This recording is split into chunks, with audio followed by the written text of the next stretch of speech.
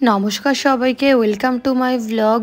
আর আজকে হচ্ছে শনিবার দিন, যেহেতু গতকাল আমি সারাদিনই প্রায় বাড়ির বাইরে ছিলাম, মানে পরশুদিন সন্ধ্যে থেকে আমি সেই জার্নি করছি বহরমপুর থেকে বাড়িতে এলাম, প্রায় 5 ঘন্টার উপরে জার্নি। তারপরে প্রায় কালকে সারাদিন আমার বাড়ির বাইরে থাকা হয়েছে শুক্রবার দিন, আর আজকে শনিবার দিন একটু দেরিতে ওঠা হয়েছে, এই জন্যে এখন প্রায় 9টার বেশি বেজে গেছে, 9:30 এরকম। আর সকালে উঠেই কিন্তু কিয়ানের বন্ধুরা সবাই নিজেদের ব্রেকফাস্ট করে চলে এসছে, কিন্তু আমিও সবে উঠলাম আর কিয়ানও একটু আগে উঠেছে, ওর ব্রেকফাস্ট হয়নি, তাই জন্য ও কিন্তু খেলতে বসে গেছে। এখন ওকে তো এইভাবে করে ছাড়া যাবে না, তাই জন্য আমিও কিন্তু ওর পাশে বসে গেলাম, একদম রুটি আর তরকারির থালা নিয়ে, মানে ওকে একটু খাওয়াবো, আমি নিজে ওর পাশে বসে বসে খেয়ে নিচ্ছি। আর ছেলেটা আমার মামা বাড়িতে আসলে একেবারে নাওয়া খাওয়া সব ভুলে যায়, একেবারে কিচ্ছু মনে থাকে না যে ওকে কখন স্নান করতে হবে, কখন খেতে হবে, সারাদিন শুধু খেলা আর খেলা। আসলে এই যে এতগুলো বন্ধু দেখছো, এত বন্ধু পায় বহরমপুরে, এইসব কিছুই পায় না। সারাদিন শুধু একটু পড়তে যাওয়া, নিজের কাজ করা আর স্কুল যাওয়া, আর বাকি সময় ঘরে টিভি দেখা, আর নাহলে একাকিত্ব ফিল করা। খেলতে চাই মাঝে মাঝে, আমরা চেষ্টা করি ওর সাথে কিছুটা খেলার, কিন্তু এই বাচ্চাদের সাথে যে এনার্জিটা পায় সেটা আসলে আমাদের বড়দের সাথে পায় না, আর ওর ভালোও লাগে না। আর এই কারণেই কিন্তু ওর মামাবাড়ি আসার টানটা খুব বেশি, মানে এই দাদাদের সাথে খেলতে পারে। এই জন্যে এই যে সকাল থেকে খেলাটা শুরু হলো প্রায় রাত্রি 10টা-11টা, মানে যতক্ষণও না ঘুমায় ততক্ষণে কিন্তু শেষ হবে না।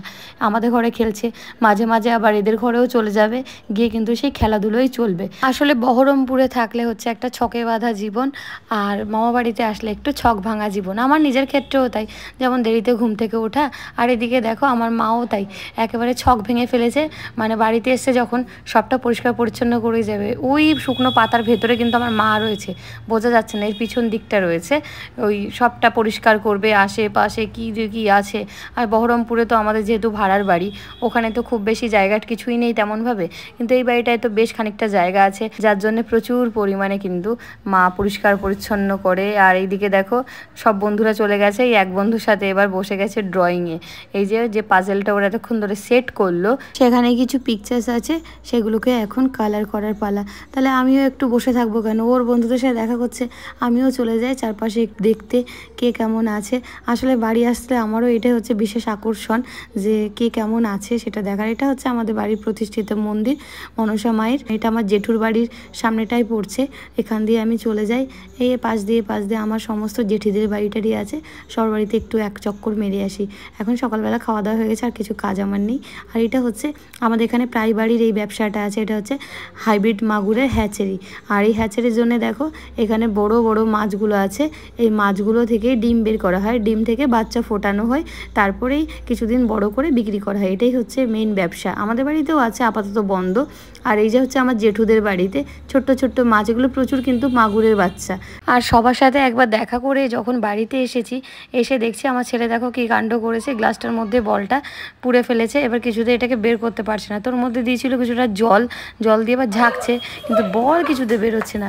বাড়ি আসার পরে এবার আমি একটু যাবো গোবরডাঙ্গাতে, মানে মসলন্দপুর থেকে একটা স্টেশন দূরে, সেখানে আসলে যাব। আমার জিও সিম নিয়েছি, সিমটা একটু ই সিমে কনভার্ট করব, কিছুটা প্রবলেম হচ্ছে, যার জন্য ভাবলাম আসলাম যখন ঘুরে যে। আসলে এই সমস্ত কাজবাজে আমি বহরমপুরে একদম কমফোর্টেবল না, তাই ভাবলাম এসছি যখন একবারে কাজটা মিটিয়েই যাই, তার জন্য রেডি হয়ে বেরিয়ে গেছি। আর বাইরে প্রচণ্ড গরম পড়েছে, এখন বাড়ি থেকে বেরোচ্ছি, এত রোদ্দুর, সানগ্লাস তো পরে নিয়েছি, তারপরে মনে হচ্ছে মানাচ্ছে না, ছাতাও নিয়েছি, কিন্তু সামনে থেকে তো অটো ধরবো। যাই হোক, অটো ধরে যে পৌঁছে গেছি স্টেশনে, যেহেতু একটা স্টেশন তো এখান থেকে টিকিট নেব, টিকিট নিয়ে ওভারব্রিজ দিয়ে 2 নম্বর প্ল্যাটফর্মে যাব। আর আমাদের এই সাইডের লোকরা, মানে বনগাঁ শিয়ালদা লাইনের লোকরা ভীষণভাবে ট্রেনের উপর নির্ভরশীল, মানে আমাদের যাতায়াত মানেই হচ্ছে ট্রেন ধরো। যেই রাস্তাটা আমি কিন্তু এটা টোটো বা অন্য কিছু তো যেতে পারতাম, কিন্তু সময় বেশি লাগতো, আমি 5 মিনিটেও না 2 মিনিটে ট্রেনে চলে যাব। আর এদিকে ট্রেন সার্ভিস এত বেশি, যার জন্য আমরা সব জায়গাতে ট্রেনে যেতেই বেশি পছন্দ করি, কিন্তু বহরমপুরে আবার এই ব্যাপারটা না, ট্রেন খুব কম, তারপরে এক্সপ্রেস এই সেই, যার জন্যে ওই দিকটা একটু অসুবিধা হয়। তো কথা বলতে বলতে চলে এসেছি জিও অফিসে, আর জিও অফিসে গিয়ে কিন্তু আমার কাজ অর্ধেকটা মিটেছিল। আর টাইম দেখলাম যে তখনই একটা ডাউন ট্রেন ছিল, আমি দৌড়ে এসে ডাউন ট্রেনে উঠে গেছি। আর এই যে একটা স্টেশন দাঁড়িয়েই আছি, আর এখানে দেখো এরমভাবে লোকজন ফুল নিয়ে যায়, মানে সব ফুল শিয়ালদা নিয়ে বিক্রি করবে। তারপরে নেমে গেছি মসলনদুপুরে। আর মসলনদুপুর নেমে আমার টুকটাক বেশ কয়েকটা কাজ ছিল। তার মধ্যে একটা কাজ ছিল হচ্ছে আমার ঘড়ির ব্যাটারি চেঞ্জ করা, যেগুলো আমি বহরমপুরেও করতে পারি, কিন্তু ওই আমার একটু অসুবিধা লাগে। সব কাজ আমি এই জন্য পেন্ডিং রাখি, আর এখানে এনেই সব কাজগুলো করি। সবটা করে আসার সময় কিন্তু আমার একটা ভাইয়ের সাথে দেখা হয়ে গেছিলো, তো ওর স্কুটি করেই আমি চলে আসছিলাম, যার জন্য আমাকে আর বেশিক্ষণ টোটোর জন্য দাঁড়াতে হয়নি। আর ওর সাথে গল্প করতে করতেই চলে আসছিলাম বাড়িতে। এখন প্রায় দুপুর 2টো বেজে গেছে। এখন বাড়ি গিয়ে স্নান করব, তারপরে একটু ফ্রেশ লাগবে। আর ছেলেটাই বা কী জানি কী করছে, সবাইকে জ্বালাচ্ছে, মনে প্রচণ্ড পরিমাণে জ্বালায় বাড়িতে আসলে। যদিও আমার এই ব্যাপারটা এত বেশি হেডেক নিতে হয় না, এত সব লোক আছে বাড়িতে, যার জন্যে। তো ঢুকে গেছি ঘরে। এবার এই যে ব্যাগ ট্যাগ রেখে যে ফ্রেশ হয়ে যাব। এত বিরক্ত লাগছে গরমে, একেবারে অস্বস্তিকর পরিবেশ। দাও স্নান করে যাও, খেতে বসে গেছি। আর আজকে কিন্তু বাড়িতে এসেও সেই নিরামিষ খাওয়া দাওয়া, মানে আজকে হচ্ছে গণেশ চতুর্থী, যার জন্য আমি বলেছিলাম যে নিরামিষ করো, কারণ আমার বহরমপুরে গণেশ ঠাকুর আছে। কোনো কারণে ঠাকুরকে আজকে আমি পুজো দিতে পারলাম না, তো ভাবলাম একটু নিরামিষই খাই, মন থেকে ভালো লাগবে।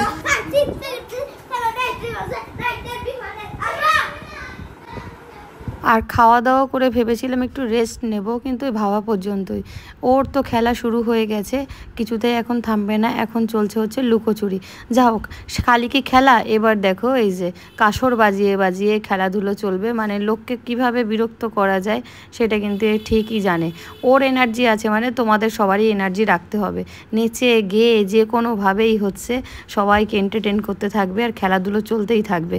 ও দাদা একটা লুকিয়েছে, আর ও গুনেই যাচ্ছে। দাদা কিন্তু ওকে কখনোই আসতে বলছে না যে এসো, আর এই বেচারা গুনে গুনেই পাগল। যা হোক, আজকের ব্লগটা এই পর্যন্তই থাকলো, দেখা হবে পরের ব্লগে। ততক্ষণ সবাই ভালো থেকো।